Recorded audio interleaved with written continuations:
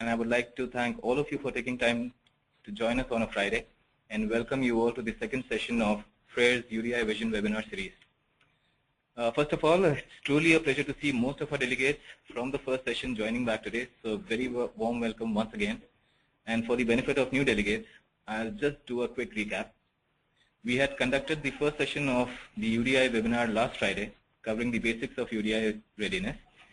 The first session covered the topics of UDI overview, GUDID components, UDI master data management, Freyr's UDI expertise, Freyr identity, which is our proprietary UDI software solution, and we concluded the session with a corporate overview about Freyr. So in today's session, which is the second part of the series, we will be focusing on labeling and barcoding, and the agenda will cover the topics of Freyr fact sheet. We'll be talking about Freyr like an overview and also the expertise in UDI space. Then we'll be covering UDI labeling and barcode standards, RFID in medical devices, UDI labeling for different device types, exemptions and highlights, and followed by a Q&A session.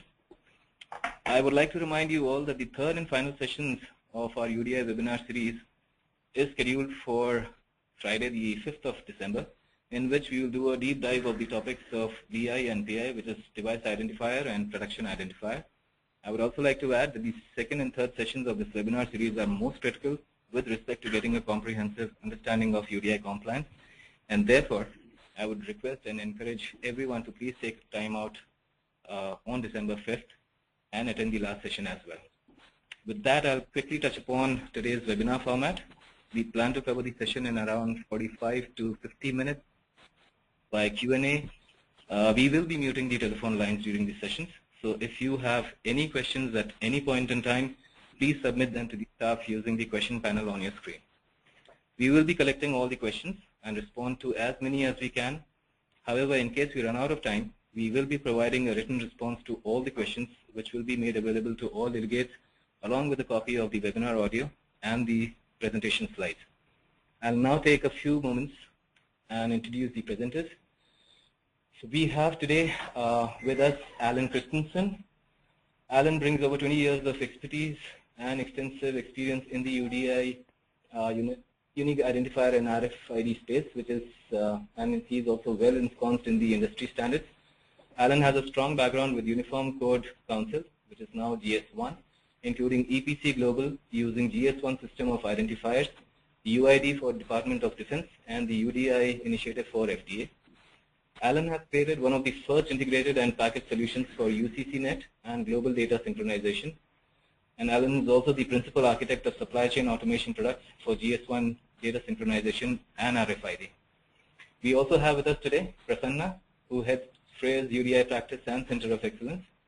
Prasanna brings over 16 years of experience in managing critical large-scale global engagements, both in the ITAS and the UDI domain, with an expert-level proficiency over information security management systems, quality management systems, as well as ISO and IEC standards related to FDA's UDI ruling. Prasanna has global experience in consulting and developing UDI framework and system architecture within an internationally acclaimed standards organization, supporting their goal for becoming the 4th UDI issuing agency. Finally, we have with us Anant Mahendran, who is the client partner at Freyr, and I would like to now pass on the stage to Anant for taking us through Freyr overview. So Anant, over to you. Thank you, Ranvijay. Hello, everybody, and once again, I would like to welcome you for this UDI Vision webinar. This is Anant, and I'm one of the client partners in Freyr Solutions. So, being one of the thought leaders and having a deep expertise within the UDI space, I take pleasure in introducing our company to you. So, Freyr is a fast-growing global regulatory services and solutions provider, and we provide our services to a diverse portfolio of life sciences companies, ranging from medical device companies, OTC consumer healthcare, prescription drug companies, and biotechnology companies. So it's a wide spectrum of industries that we actually cover within the life sciences domain. And we have a very good mixture of large, mid-size, and small pharmaceutical companies and medical device companies. And we are one of the preferred partners for a majority of the engagements within the regulatory space. We have pretty much a global presence. We are headquartered in New Jersey, with an additional Princeton, New Jersey, with an additional office in Cranberry. And we have a very strong presence in India and also in Maidenhead, UK. And our goal is to offer low-cost and high-value consulting, technology, regulatory operations, regulatory affairs, and outsourcing services to life sciences companies. And we have done it in a very commendable fashion in the past years, and with our 350-plus team of regulatory experts. And I would like to mention that the majority of our workforce are regulatory experts who have a strong scientific and medical affairs background as well. So to mention about, in a nutshell, to mention about what Freyr does within the UDI space, again, we cover end-to-end services and solutions.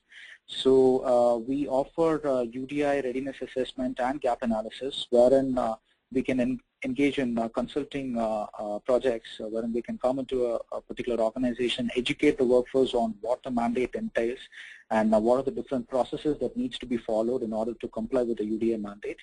And in addition to that, we also operate within the TI implementation submissions management and the lifecycle management of the data is concerned. So within these areas, there are three main enablers that we have designed. So the first enabler is our homegrown proprietary tool, a standalone software for UTI, which is Freyr Identity, that could be used for GI maintenance, DA management, production identifier management, and for submission lifecycle management, and to create XML files and submit it to the good ID. And we have designed a custom bolt-on solution called the Freyr Accelerate, which is a combination of the data management services and solution, wherein we can customize our Freyr identity tool according to the technological infrastructure of a specific company. We can come in and do a gap analysis and build adapters to pull out the data, to design the enablers, and also enable the downstream implementation into the labeling and artwork. So apart from this, last but not the least, we also offer operational data management services, wherein we completely take ownership of the data management, collection of data, concising the data, publishing the data, and submitting to the good ID database. So, with this, I would like to hand it over to Alan and Prasanna, who would be taking you through the crux of our presentation today. Thank you.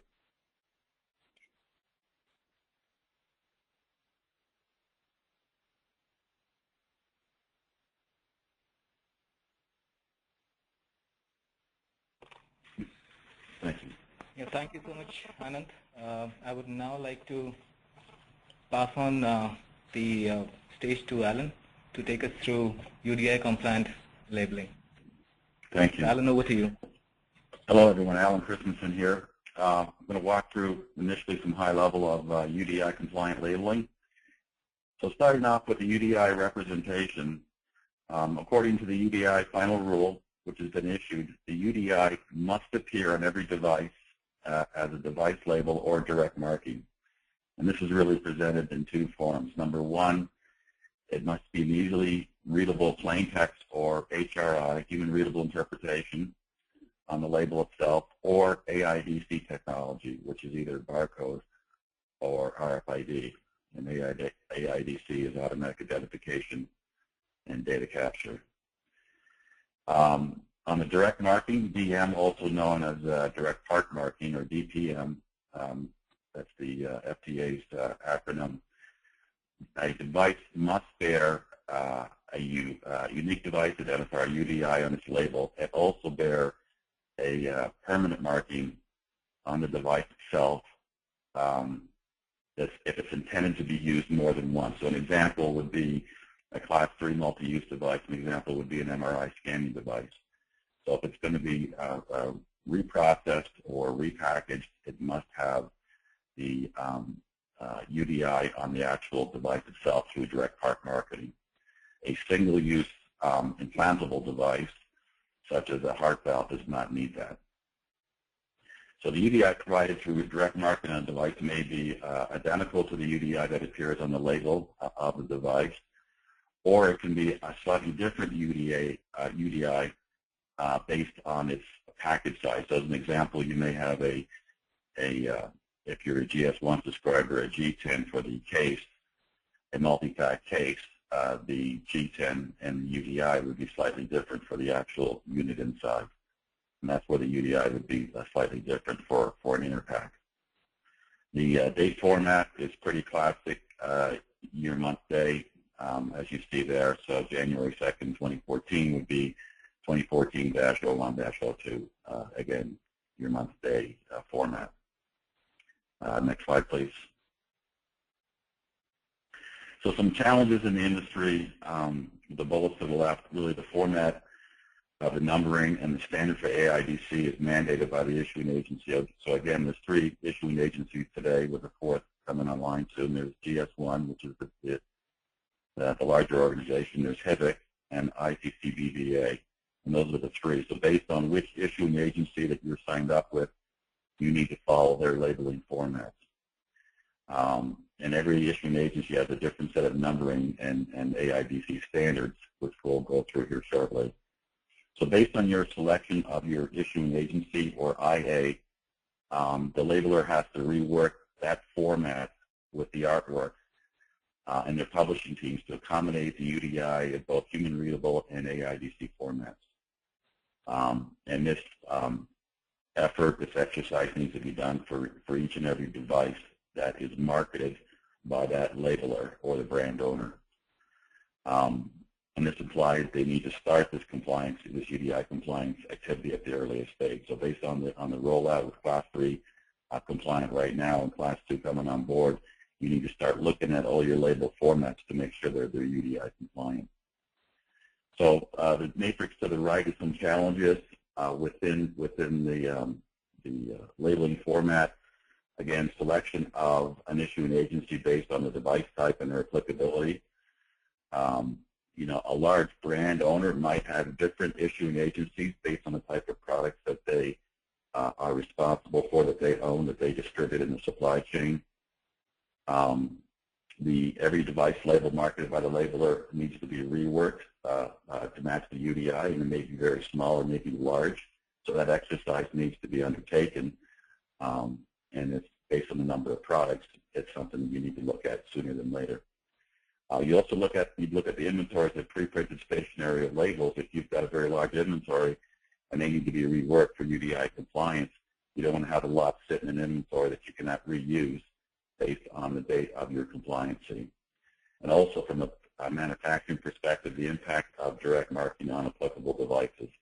With the UDI, you need to look at that from a production process.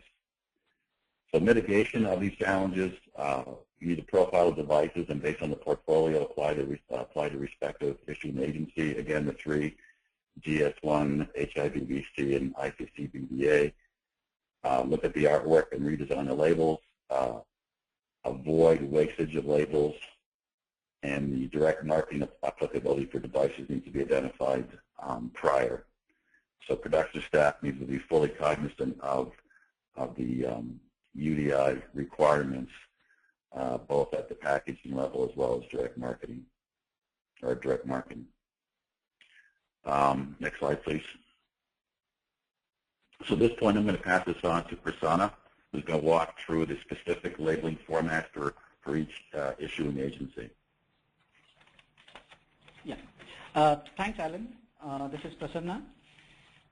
So in this slide, we are going to go through all the 3 issuing agencies and their respective barcoding standards and AIDC techniques there.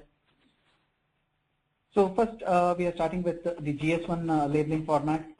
The GS1 has a global trade item number, or commonly known as GTIN, as their DI format.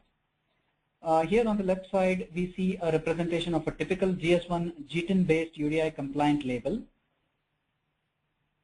The two components of UDI, that is DI and PI, both are present on the label, and this is mandated by the UDI ruling. As Alan was mentioning earlier, the UDI needs to be represented in two formats, HRI and AIDC, that is human readable interpretation and auto identification. There are many ways to represent a UDI in AIDC format. So we don't have many ways to represent in HRI, unfortunately. So, but AIDC has multiple ways of representing, like we can represent it in barcode or RFID, and so many other technologies might be used. In barcode also, if we go into the barcode, we have multiple ways. We have linear barcodes, we have 2D codes, QR codes, and so on. And each of these coding formats again have various symbologies, or the codes, what they call. To standardize these variations, each of the issuing agencies has prescribed a set of ISO standards to represent the UDI in AIDC format. There are standards for printing. Then the code which has to be used for the generating the barcode, and to verify the generated barcode, and to read that code as well.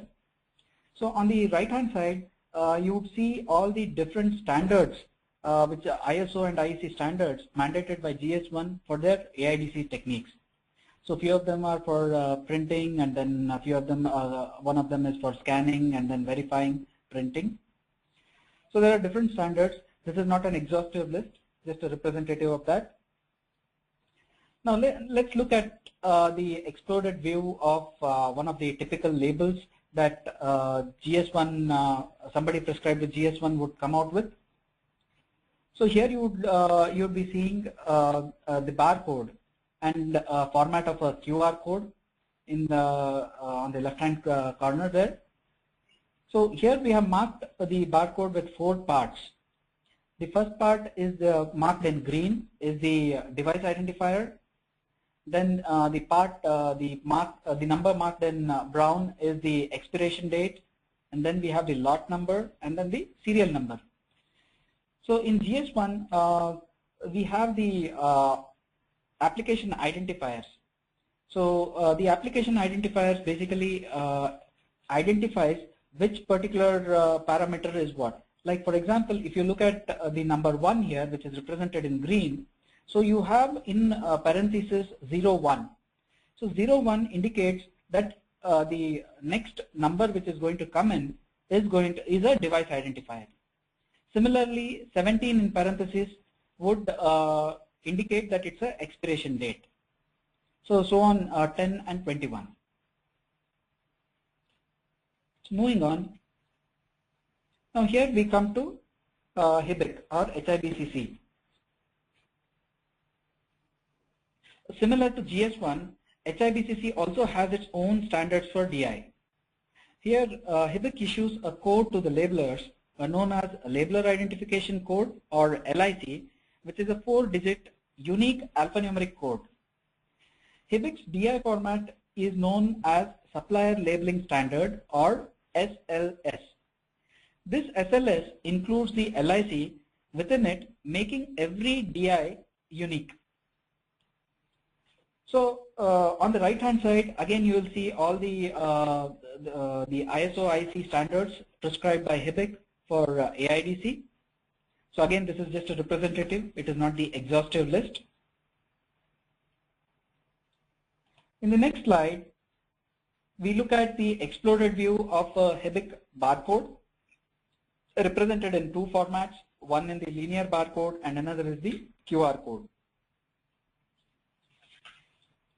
So here also HIBIC has its own identifiers, identification codes. Like if you look at the plus, that's the flag, as they call it, labeling flag. So after that you have a number which is the LIC, that is 8999. Then you have 1, 2, 3, 4, that's the product ID, and so on and so forth. So it is again similar to what we saw in the GS1 slide. Next slide, moving on to the next slide. So we come to the this one last issuing agency, that is ICC-BBA. And coming to ICC-BBA, they follow a standard known as ISBT 28, or International Society of Blood Transfusion Standard, for DI. The ISBT 128 is a global standard for the terminology, identification, coding, and labeling of medical products of human origin, including blood, cell, tissues, milk, or organ products. It is used in a lot of countries across almost all the continents within the disparate healthcare systems. It provides for a globally unique donation numbering system and internationally standardized product definitions, and the standard data structures for barcoding and electronic data interchange.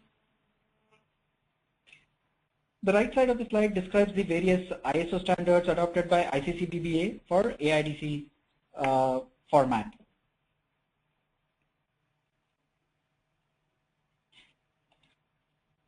Going to the next slide, again we are seeing here an exploded view of how a typical ICC-BBA barcode would look like. So here there are a lot of parameters which are optional and which can be printed on need basis depending on what kind of product we are labeling. So here typically we have just 5 parameters. The first one is the facility identification code, then year of collection or donation, then the serial number, then the flag character, which is again turned to 90 degrees, it's vertical. And then finally we have a check digit which indicates the authenticity of the number when scanned across the different continents and different systems. That is the check digit which verifies and confirms that the number is accurate. You also see different data delimiters and how they are represented in the table below.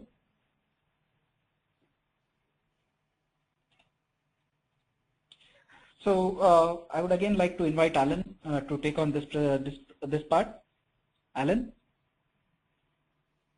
Thanks, Prasanna. Next slide, please. So in this section, I'm going to talk about RFID, radio frequency identification, and its impact with UDI, both from a compliancy perspective as well as an abstract perspective. Just in the first bullet, a little bit of RFID 101. It has a huge potential to improve healthcare in both supply chain as well as patient safety, because the ability to read tags passively in the background is much better than barcode. Barcode certainly will never go away anytime soon. However, there is a requirement for line of sight. You must read one barcode at a time, and normally that's a human person pulling the trigger to read that barcode. The current specification with the EPC Global Network and UHF tags, literally hundreds of tags can be read in a given second. In addition to that, the RFID software can disseminate and filter out those tags that may have conditions such as expiry date, they are lost, or expiry dates that are no longer applicable. So certainly, long term, there's better tracking of device in the supply chain using RFID, and this technology will certainly grow with the UDI initiative. So the ISO approach to RFID implementation is really based upon the healthcare product supplier migration from existing barcoder to the symbologies. Now, it's important to note that both technologies can coexist. You can have a label format with the barcode, and that's a UDI label. By putting an RFID inlay, and an inlay is basically the chip, the antenna, and the substrate, it now becomes what we call a smart label. And you'll see that as an industry term. So I can have a UDI smart label that can be individually scanned through barcode as well as read en masse through RFID. So barcoding will continue to be used in the future. I don't see that going away anytime soon. But from a benefit-cost ratio, both technologies can coexist. For low volume devices, barcode may be fine. If you've got a lot of devices in the supply chain and you need greater visibility to those devices, then RFID may also be a consideration for you as a labeler. So RFID basically uses data shift. Again, it's an inlay with a worldwide recognized chip that can be scanned and read anywhere, the Americas, EMEA, as well as Asia Pacific. Does not require line of sight. And each tag basically has a license plate. It's a unique serial number referred to as an EPC, which EPC stands for Electronic Product Code. So if you're in the GS1 world and you have a GTIN, which Prasanna mentioned earlier, Global Trade Item Number, by making this serialized, which is an instance of that product, that becomes your PI, your unique occurrence of that. That's basically encoded into that chip, that tag. So from a volume of data perspective, tags in the many formats, the onboard memory still is very low. It's actually measured in bits, and that's increasing. Typically, the technology to resolve or identify a RFID tag is server-based, and that is it reads the license plate, and from that it can look up and glean a considerable amount of information about that given UDI, i.e. what is it specifically, its attributes, where has it been in the supply chain, where is it right now. However, there is onboard user memory for UHF tags, and typically you might have some manufacturers write the lot number and or expiry date right to the tag's user memory bank. And the reason being is that the recipient at the other side, when they receive those tags, they may be validating those against an advanced ship notice. As they come in the door, they can immediately look at the, interrogate the user memory and say this product or this UDI is expired and get an immediate flag at that point. A human person doesn't have to be involved to interpret that. An RFID tag, which is a passive tag, could be one time in the supply chain, such as a smart label, or it could be reusable. There is really no meaningful lifespan on a passive tag. It'll pretty much last forever. So the tag is permanent. It's really an ROI equation. If I have a $10,000 device at 15 cents, RFID tag is probably not a hard decision to make based upon the requirement for visibility of that device in the supply chain, which can be anywhere from the manufacturer itself to the end recipient, such as a hospital. Second to last bullet, the technology-enabled manufacturers reprocess the reusable medical devices to comply with DPM requirements for the FDA rule. Again, both technologies can coexist. And finally, those specifications, the ISO, IEC 15418, those are basically the encoding standards, and really they're sort of underneath the covers. This is all pretty much encrypted in most of your RFID software nowadays. Next slide, please. So this is basically just a high-level topology or abstract, and it actually builds. It really talks about three nodes in the supply chain: a device manufacturer, a 3PL, a third-party logistics company, or a distribution center, and a hospital or medical facility. So essentially, as a labeler or brand owner, you will know by having smart labels on your UDI products, your containment, your packaging. I know where it is right now at my facility. When it leaves, and what you see is abstractions of RFID portals. When those products are scanned on the outbound, there's an RFID event that essentially will send that information to an RFID event management software that can then send it back to your internal enterprise, but you know where your products are in the supply chain. So if you think about it, instead of waiting for a potential recall event to occur and then having to rush and determine where given serialized devices are in the supply chain, as a brand owner, you will know that. So you can put in filters to determine, okay, lot number 100 to 150 are suspects. We have some of these in our own plant. We've got so many at a distribution center, and we've got these instances at hospital facility A, B, and X. And that's a huge advantage there. By deploying RFID portals, you can get a much more greater visibility to your UDI inventory. And again, there's not a requirement for human intervention to scan anything. So this is sort of a pictorial, as you see there, using RFID to track your product in the supply chain. So this is one level above. The UDI initiative does not require this. Through the good ID, you need to register your product, but taking that one step farther, instead of just registering your DI information, now you have visibility to your PI information wherever it may be in the supply chain. Next slide, please. So at this point here, I'd like to pass it back on to Prasanna. Thanks, Alan.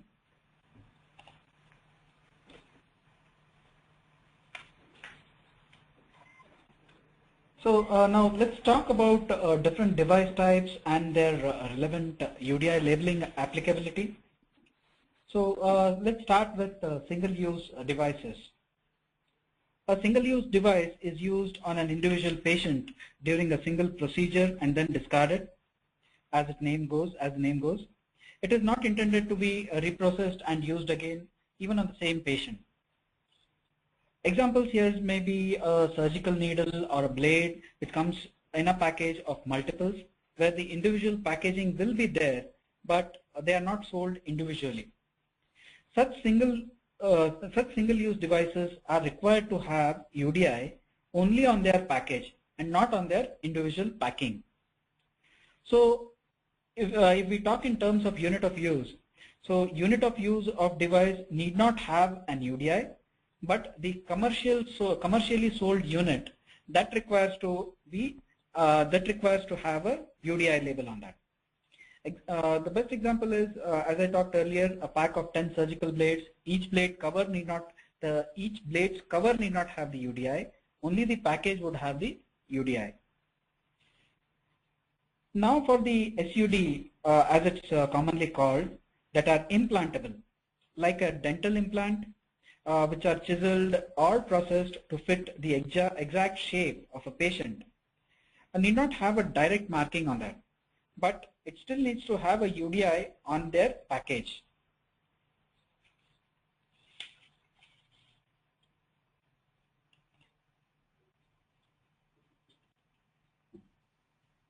So coming to the next category, that is the combination products, or popularly known as kits, or also known as convenience kits.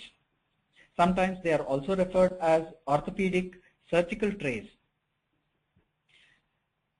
In such scenario, the entire kit needs to have a UDI, and the individual components need not bear an UDI, or it's optional. So why I say optional here is some of the individual components, like for example, if we take the orthopedic surgical tray, we might have insertable or implantable rod, which comes with its own instruments to size it to the individual patient's need. Now, the rod gets into the patient, but the instruments can be reused and reprocessed and reused. They can be sterilized and it can be used.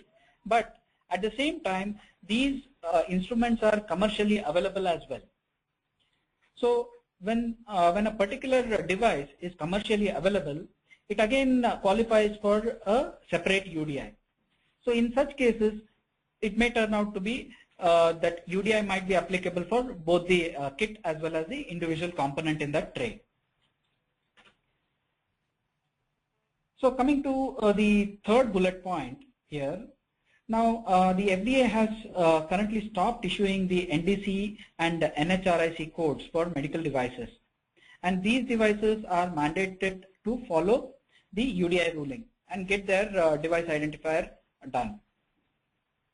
But there are still some devices that bear the NDC and are exempt from UDI.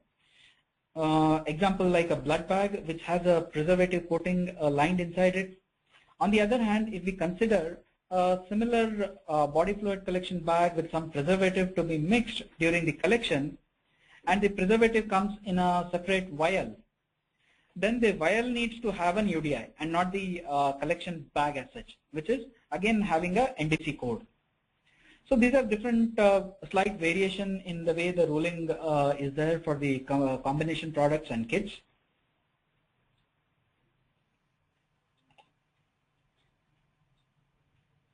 Now moving on to the next slide here. So here we talk about the standalone software. So we have softwares that are classified as medical device. So popularly known as SAMD, that is software as medical device. These are the applications that are working in blood analyzer systems or any other monitoring or diagnostic devices. These SAMDs are divided into two parts basically. So one is packed and another is the unpacked standalone softwares.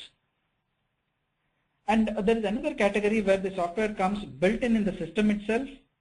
So like we might have a MRI system or a scanning system which has a built-in computer system or some kind of an interface which needs an application into it. So such kind of devices are exempted. And they are optional.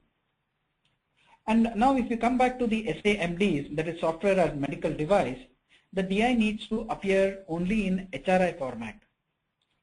It might appear somewhere in the about form or in some menu, basically in the application, but it needs to come in that application. It needs to indicate there. And there are also some standalone applications or software which come packaged in CDs and DVDs, which can be purchased out of the market there. And these softwares needs to have both HRI and AIDC on their covers or labels. So they again fall under the purview of the regular UDI norm. So at this point, I'm passing it back to Alan.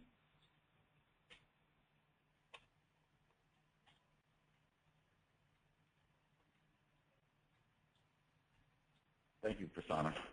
Next slide, please. So here I'm going to talk about just general exemptions and highlights for UDI, starting with this slide in here. Bear with me here. So single-use device exception.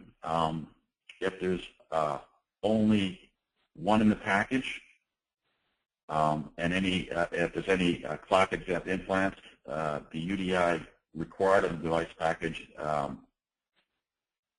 is not required. An example would be a replacement heart valve or a pacemaker.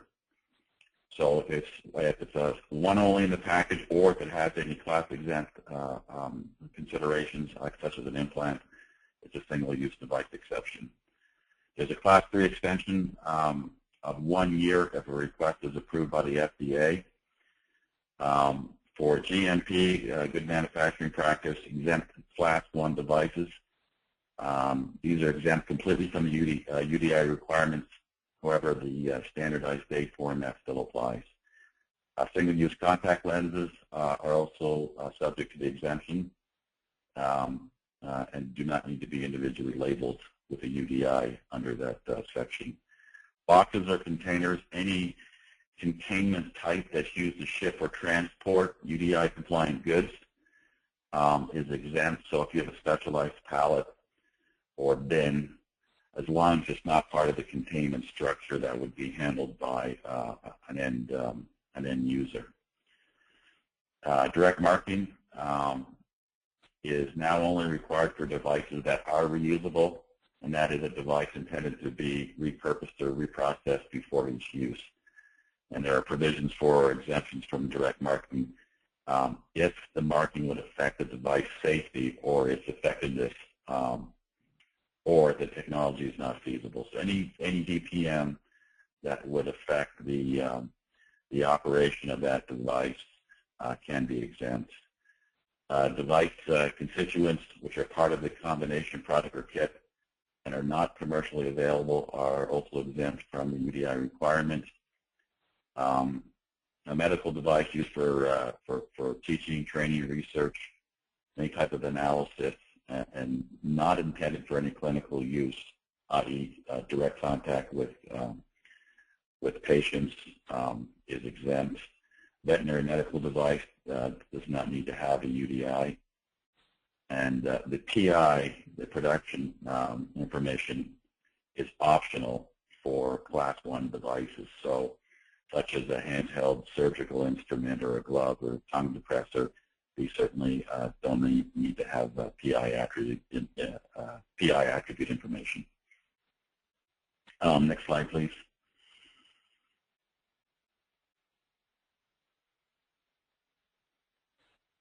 Okay, so medical devices and inventory. The UDI requirements apply to devices placed in commercial distribution after the given compliance date, whether it's a Class 3, 2, or 1. So if, for instance, the date was January 1st and you had a device inventory December 31st, you have 3 years to exhaust older inventory, so that's the grace period. Anything shipped afterwards, of course, is required to be UDI compliant. Then this exemption applies to both products held in inventory by the labeler and those consigned to a hospital or other potential purchaser. So really anywhere in the supply chain that you have this product prior to the compliance date, you have 3 years to exhaust that. And it applies to all UDI requirements. And next slide, please. So finally, implantable devices, which Prasanna talked about earlier. The UDI rule does not require an implantable device to be directly marked with its UDI, such as a pacemaker. They believe that the UDI label and package requirements will provide the adequate identification and safety factor for those individuals using that up to the point where it's implanted, so they can recognize it, auto ID it, make sure it's the right product for this particular patient. The CDRH also acknowledges the common practice of recording information about implanted devices in patient healthcare records or on the card provided to the patient. So in the future, once it's mandated, the UDI must be accompanied on the patient card. So that will be recorded on the patient card. So there's a direct correlation between the patient and the instance of that medical device, in this case the UDI. Small labels, certainly there's many devices that are very small. The final rule does not specify the type of label that is required to bear UDI. However, it's up to the labeler to determine an appropriate method to apply the UDI to the device label. An add-on label in some instances may be used. However, a UDI must be included on the device label in every device package. For instance, there'll probably be an exemption on a stent to have a label. And finally, device labels not able to accommodate both AIDC and HRI should request for an exemption or an alternative to the UDI requirement based on that final rule. Next slide, please. I'd like to pass this back over to the host. Yeah, thank you so much, Alan and Prasanna, for taking us through the webinar. I will now open the Q&A session. We have received around 5 questions, and I will take them in the sequence that we received them.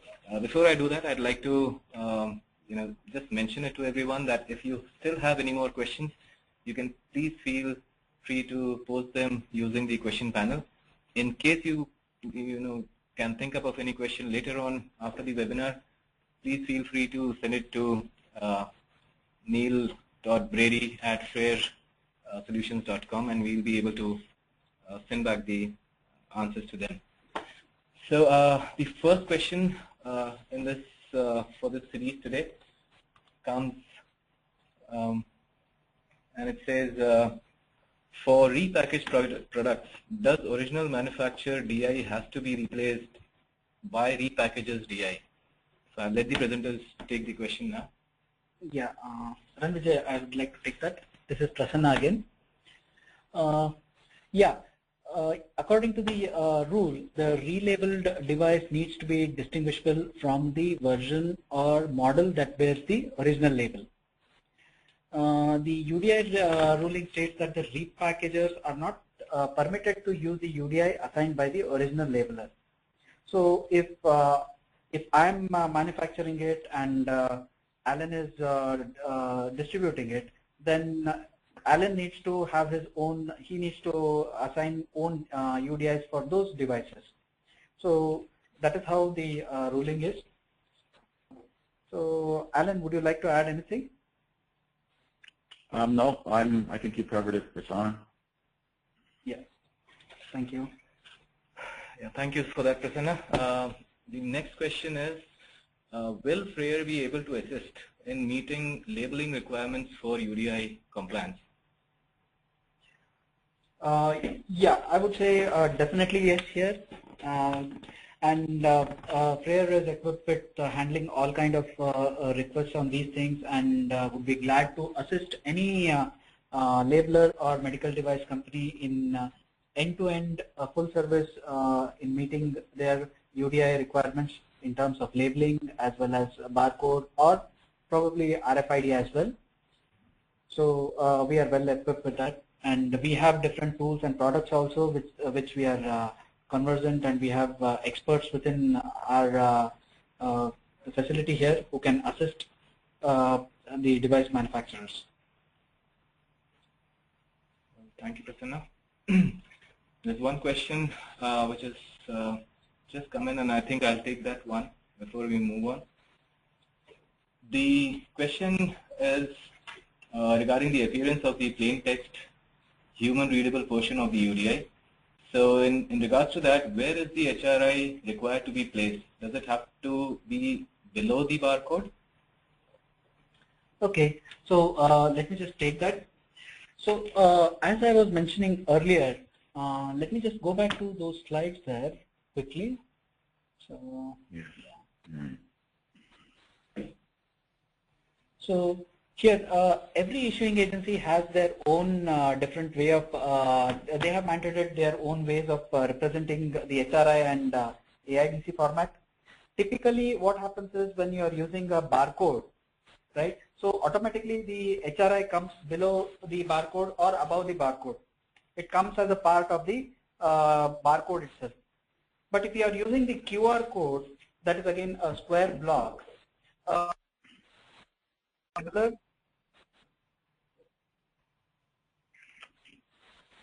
Hello? Hello? Yeah. Yes, So if we are talking, yeah.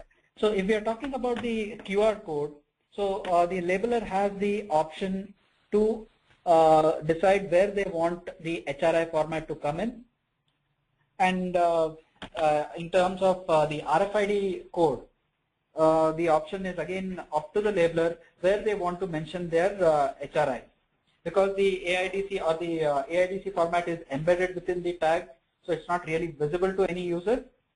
So I think that way it is taken care. So I'll just quickly scroll through all the three formats once again.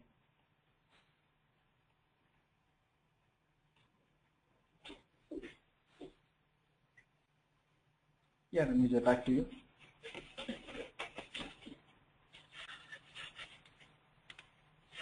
All right, thank you, Prasanna. The next question is, when would a new DI be required?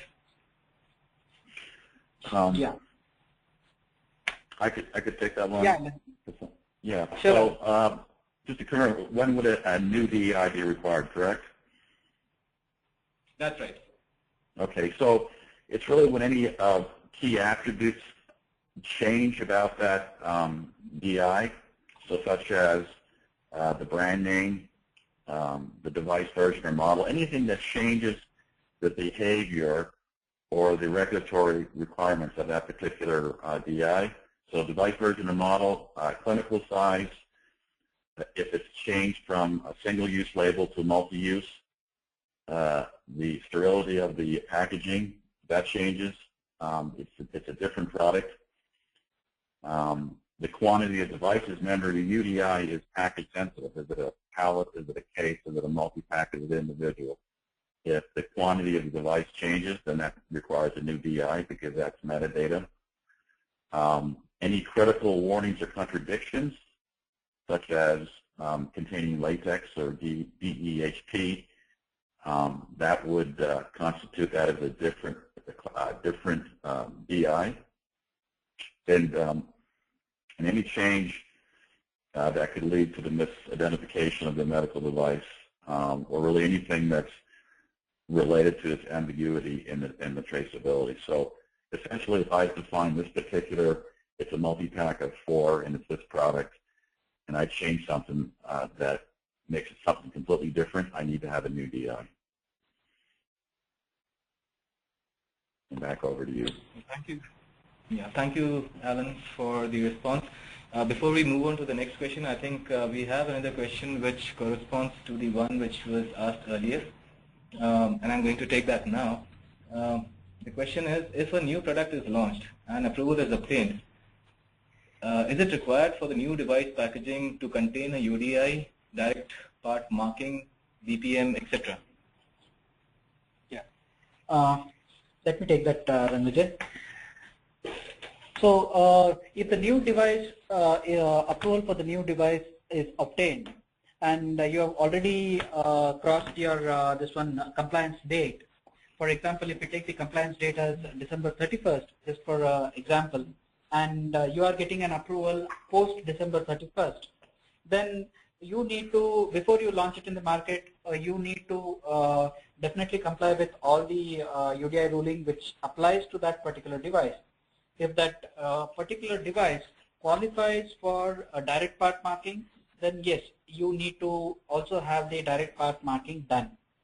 But if it is prior to the compliance date, like as I took the example as 31st December as a just an example date, deadline, due date, if you are launching that product before that, you still have time till that compliance date to launch it without a UDI, and post December 31st, whatever products are getting into the market, so you need to comply with the UDI mandate. So Alan, you need to add, you want to add something there? No, I think it's a good explanation, Prasanna. Yeah, thanks, Alan.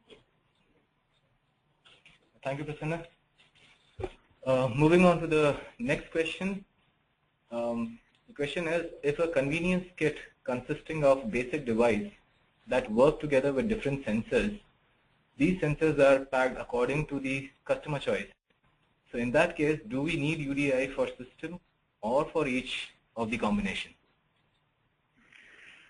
I'm just digesting that. The convenience kit that has a basic device that work together with different sensors. Okay. Let me see if I can address that. So a system UDI is allocated to the entire configurable medical device as a whole. So if the system UDI is, or the package UDI is allocated to defined groups of configurations, I'm just thinking about this. So it's allocated to the entire group configuration and not for a configuration within the group. Prasanna, is that consistent with your understanding as well? Yeah, definitely, Alan. You're right.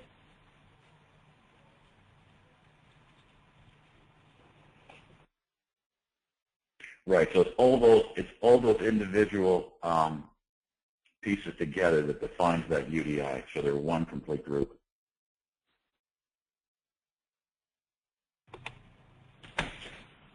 Thank you, Alan. So, yeah.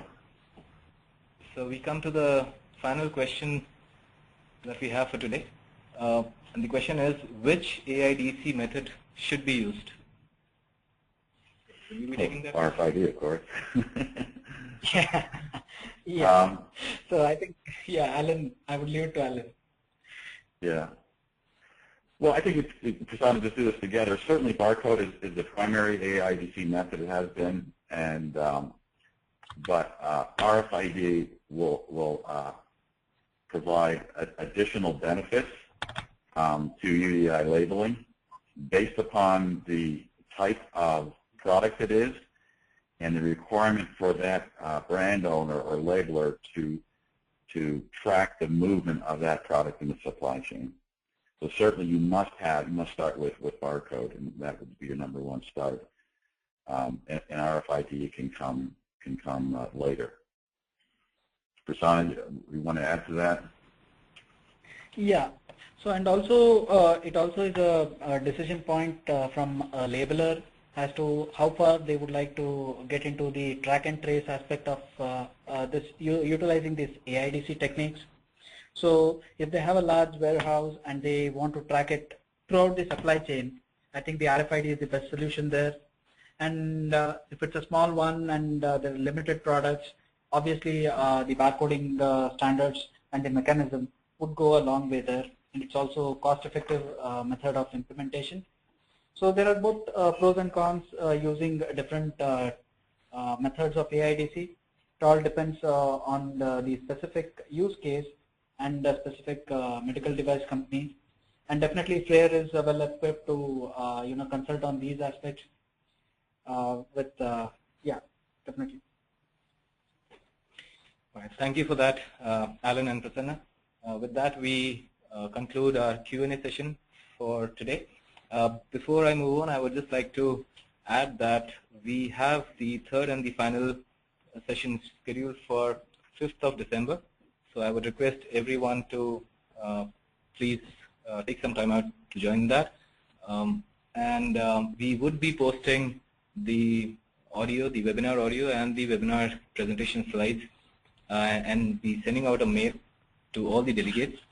So once again, thank you all the delegates for being a part of today's webinar, and we look forward to seeing you again on December 5th. Thank you, Prasanna. Thank you, Alan. Thanks, Thank you so much. Thank you, everyone.